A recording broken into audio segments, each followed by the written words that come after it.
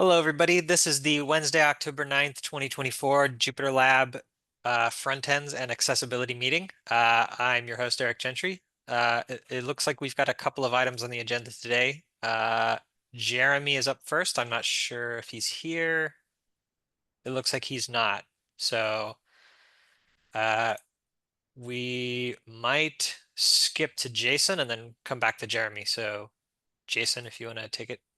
Okay. I mean, I can read what Jeremy wrote because it is kind of related to what I wanted to talk about. Yeah, sure. Um, so Jeremy wrote that there's a third beta, 4.3.0 beta 3 for JupyterLab that was just released. There's still some issues with Notebook 7. I haven't looked this morning, but after we had an issue regarding the file browser columns in JupyterLab that Mike and I both had pull requests for. And then we ended up merging in Mike's change and then I closed mine. So the only release blocker that's open is upgrading YDoc stable. And that's something that I've talked to Mike about. He is of the opinion that he's going to do it like immediately before the release. So it's not a blocker in the traditional sense. There's not going to be a whole lot that is likely to break from that. Um, so my opinion is, especially if we upgrade to YDoc stable like at that moment, I think we're ready for a first release candidate. Um, Jeremy has offered to do a 4.3.0 RC0 release this week. There's also a pull request 16.749 that, have I looked at this one yet? Oh yeah, changing the file size. I could take a look at that today. I should have time. That seems like that's fairly low risk, and it builds on some work that I've done before.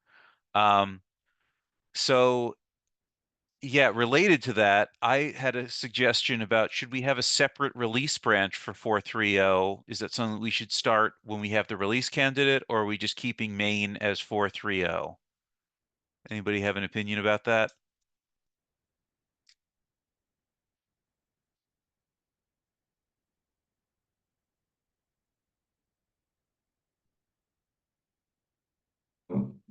Isn't it like, so to speak, standard practice to keep it on main if there is no special reason to have a separate branch?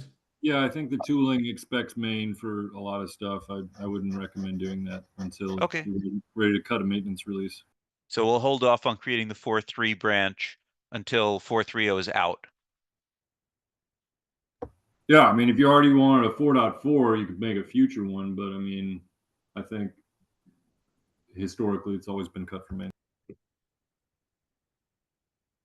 Sounds good. Great. I think that's everything from the agenda. Anybody else have anything on the record?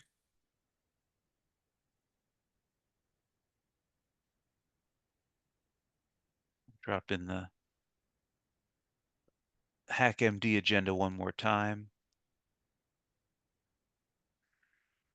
Yeah, we've been doing triage every week. We haven't had a particularly large flow of issues lately, which I'm cautiously optimistic about. And certainly in the last day, we haven't seen very much activity. All right, it looks like there are no remaining items on the agenda. Last call. Anybody have anything for the record before we turn the recording off?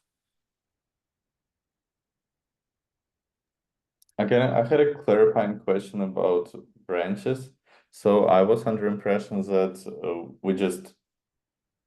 so we don't create like a separate, for example, we only have 4.2.x because we wanted to work on 4.3 beta or alpha in main and still kind of maintain and release 4.2.x.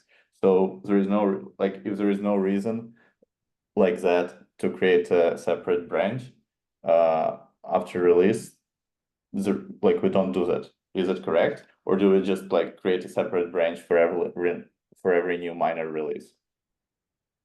That's a good question when we create the branch. I could take a look at that real quick, like for the 4.2x. because there is a certain value in creating the branch at the moment of the release. Like what? Like freezing the code at that point so that if people have been holding off on committing things, we don't inadvertently port refactors or new features into a previous minor release. Okay, I'm still going back through all of these. When was 42x created? I'm not seeing this.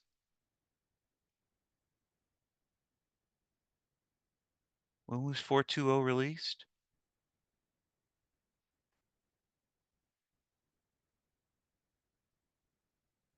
May 22nd, so I'm way too far in the past.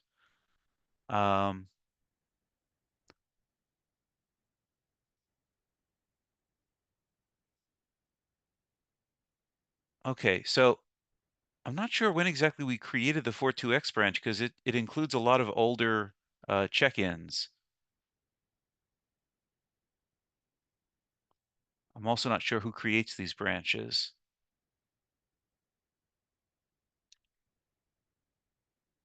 For 2x.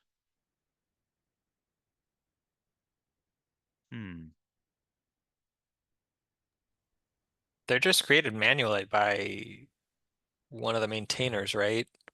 Yeah, this is where I was confused, is like which of these maintainers created it and when and through what like process. I would guess Mike. I would guess Mike created it. Mike has been doing a lot of releases, so I would Yeah. imagine he's probably the guy to ask. Okay. Well, I don't think he's on the call, but I am getting email from him, so he's active. I mean, that's fine. I was just kind of like interested. Uh, we can go forward. It's not critical, to be honest. All right. We'll go to off the record. Brace yourselves.